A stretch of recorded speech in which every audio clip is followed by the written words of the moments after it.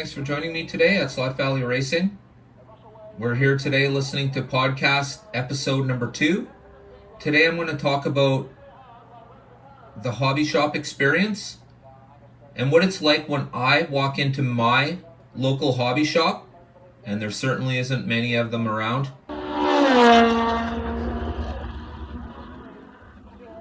Okay, so I pull up to my hobby shop, and it's in a slightly sketchy area of the town. It's completely shuttered when it's not open. So I get to the door. There's one entrance and an old sign above the building. When you get to the entrance, you look up. There's a big sign, and it really needs a little bit of attention, but that's just me. Here we are. So we get to the door. I can't pull the door open because it's locked. I have to push a buzzer. They see me in the video camera, and they buzz me in. I go in through one door. I go in through the second door. I'm in the shop. I immediately hang a right, and to my right, there is a large glass counter with people standing behind it. And then when you walk into the store on my left, there's an aisleway. Now it's set up like a big E. So I'm now looking down an aisleway that leads to 3 other aisleways as you walk forward. So in the first aisle, I look down, and at the bottom, I see our slot car products. Well, I see the track anyways. They have about 4 or 5 tracks about halfway down the first aisle that are very, let's just say they're not in your face. So you're not going to really see them unless you're looking for them. Of course, I'm looking for them, so I found them. It took me a moment in the shop, but I found them, of course. It's not a very big shop. Okay, so we back down that aisle. We back out of that aisle, back to the main aisle. We go to aisle number 2.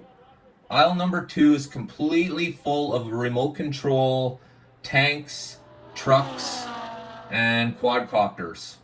So you back out of that one. Now we're in the main aisle again. So now we're heading for aisle number 3. Aisle number 3, at the end of aisle number 3, behind a display on the counter in front of it, is where the slot car wall is.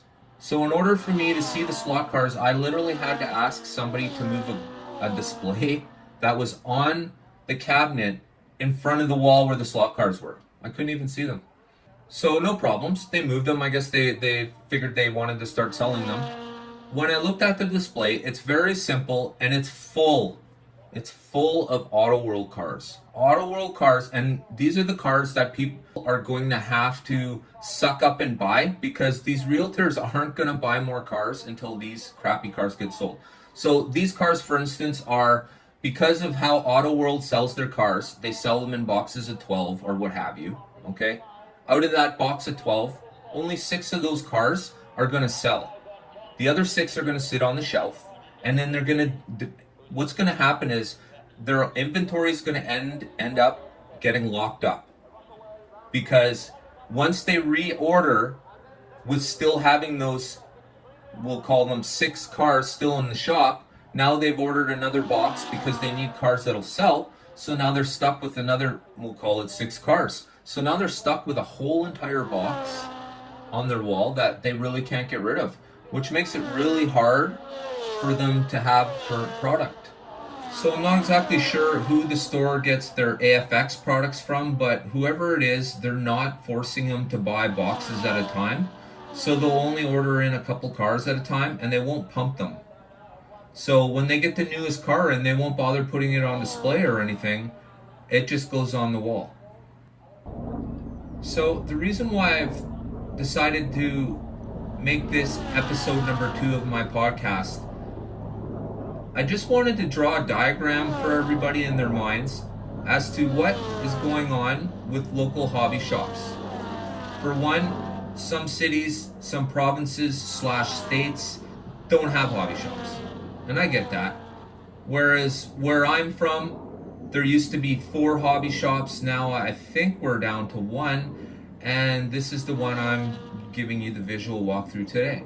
So what I've found, I really think if these dealers push the product a little bit with in-store sales and this kind of stuff, I think in small ways, the HO slot car community can grow steadily, not super fast, but we need it to push forward on and on and on. And I don't just mean, oh, there's more slot car racers because there's more people in the world. I mean, we sort of need to overcome that and get more people in our sport.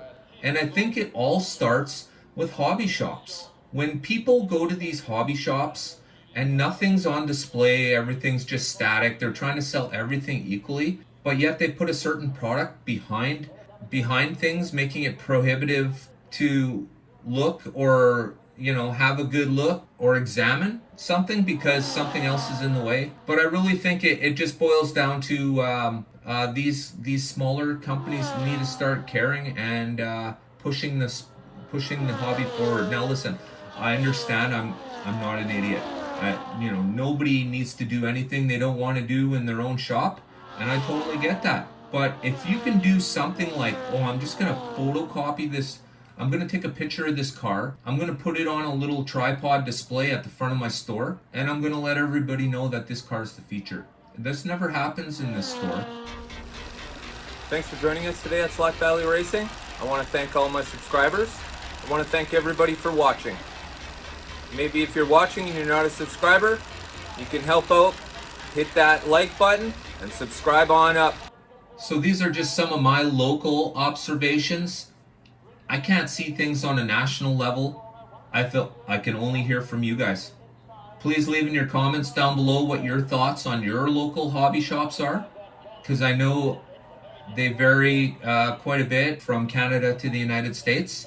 Maybe if you're Canadian and you don't mind, letting people know. Let me know what you think about your local hobby shop. The one that I have isn't a big brand name hobby shop. I will not mention their name. This is not, once again, nobody's paid me to do this.